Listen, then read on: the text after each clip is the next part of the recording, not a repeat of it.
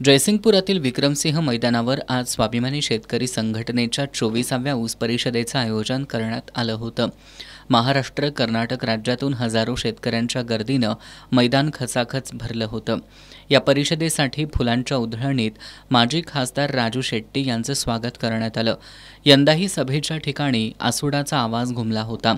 या परिषदेत बोलताना राजू शेट्टी यांनी काटामारीच्या मुद्द्यावर मुख्यमंत्र्यांनी केलेल्या वक्तव्याचा समाचार घेतला। राज्यातील कारखानदार काटामारी करतात हे मी 10 वर्षांपूर्वी मुख्यमंत्री देवेंद्र फडणवीस यांना सांगितलं होतं। कारखानदार 5000 टन ऊसाचं एका दिवसात गाळप करून 10% काटामारी करतात, त्यातून 15 लाख रुपये मिळवतात। हा प्रकार भीषण असल्याचंही त्यांनी सांगितलं। या काटामारीचे पुरावेही 10 वर्षांपूर्वी मुख्यमंत्री देवेंद्र फडणवीस यांना दिले होते।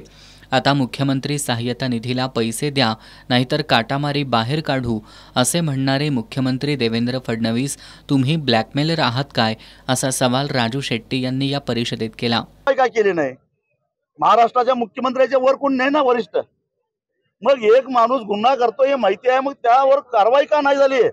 महाराष्ट्राचे प्रमुख आहात तुम्ही आणि तुम्हाला माहिती आहे काटा मारतात, नाहीतर मग बघा मुख्यमंत्री फंडाला पैसे द्या, नाहीतर तुमचा काटा मारायचं बाहेर काढतो, म्हणजे पैसे दिले तर चालतंय काय? मग दुसरं एक प्रकारे मुख्यमंत्री फंडासाठी पैसे द्या, अन्यथा तुमची काटामारी बाहेर काढतो, याचा अर्थ काय झाला? ब्लॅकमेलच झाला ना।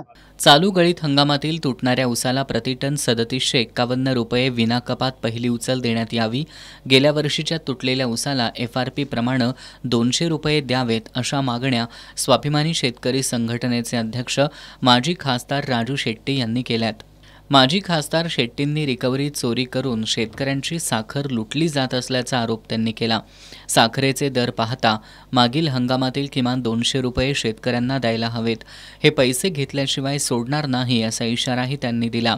7/12 कोरा करण्यासाठी 28 ऑक्टोबरला अमरावती ते नागपूर लॉंग मार्च काढणार असल्याचंही त्यांनी सांगितलं। 28 ऑक्टोबर पासून चलो नागपूरचा नारा दिलेला आहे। गुरुकुल मोजरी पासून बच्चू कडू आहेत, मी आहे, बरेच शेतकरी नेते आम्ही त्या दिशेने निघालो आहेत। महाराष्ट्रातले शेतकरी जाणार आहेत। त्या आंदोलनात रिकामा झाल्यानंतर 10 नोव्हेंबर नंतर या आंदोलनाला हात घालणार आहोत, मैदानात उतरणार आहे आणि मग जे काय व्हायचं ते होऊन दे। मला असं वाटतं की कारखानदारांनी संघर्ष टाळावा आणि आमच्या मागणीचा विचार करावा। राज्यातील प्रत्येक जिल्ह्यातील जिल्हाधिकारी, पालकमंत्री यांना सोयाबीन खरेदी केंद्र सुरू करण्याबाबत निवेदन देण्याचं आवाहन त्यांनी कार्यकर्त्यांना केलं। जर केंद्र सुरू झालं नाही तर संबंधित यंत्रणांना चिखलात लोळवू, असा इशाराही शेट्टी यांनी दिला। यावेळी विठ्ठल मोरे, सचिन शिंदे, सौरभ शेट्टी, तानाजी वठारे, राजेंद्र गड्ड्यांनावर, जनार्दन पाटील, अजित पवार, अमर कदम आदींनी मनोगत व्यक्त केली।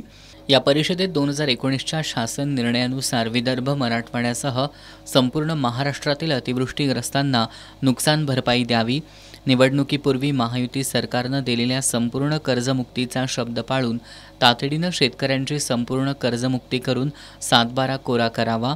मुख्यमंत्री सहाय्यता निधीसाठी 15 रुपये कपातीचा घेतलेला निर्णय रद्द करण्यात यावा। राज्यातील सर्व साखर कारखान्यांचे वजनकाटे ऑनलाईन करावेत। AI तंत्रज्ञानाच्या माध्यमातून काटामारी आणि रिकव्हरी चोरी यावर नियंत्रण आणावं।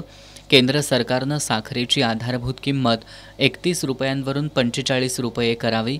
इथेनॉल खरेदी दरामध्ये प्रति लिटर 5 रुपयांनी वाढ करावी। राज्य सरकार, राज्य साखर संघ यांनी मुंबई उच्च न्यायालयानं दिलेल्या निर्णयाला सर्वोच्च न्यायालयात एकरकमी FRPच्या विरोधात दाखल केलेली आव्हान याचिका तातडीनं मागं घ्यावी। राज्य सरकारला कर्जाच्या खाईत टाकणारा आणि 25,000 एकर शेती उद्ध्वस्त करणारा शक्तीपीठ महामार्ग रद्द करण्यात यावा। GSTच्या कक्षेतून कृषी उत्पादनांसाठी लागणारी सर्व उपकरणं, निविष्ठा, खते, बी-बियाणे, कीटकनाशके, तणनाशके यांना वगळण्यात यावं। नवीन गाळप क्षमता वाढीला आणि विस्तारीकरणाला परवानगी देऊ नये। साखर आयुक्तांनी 2025 पूर्वी थकीत असणारी FRP आणि त्याचे 15% प्रमाणे होणारे व्याज देण्याबाबत काढलेल्या आदेशाची अंमलबजावणी तातडीनं करावी, आदी ठराव मंजूर करण्यात आले। या परिषदेला स्वाभिमानीचे राज्यभरातील पदाधिकारी, कार्यकर्ते आणि शेतकरी मोठ्या संख्येनं उपस्थित होते।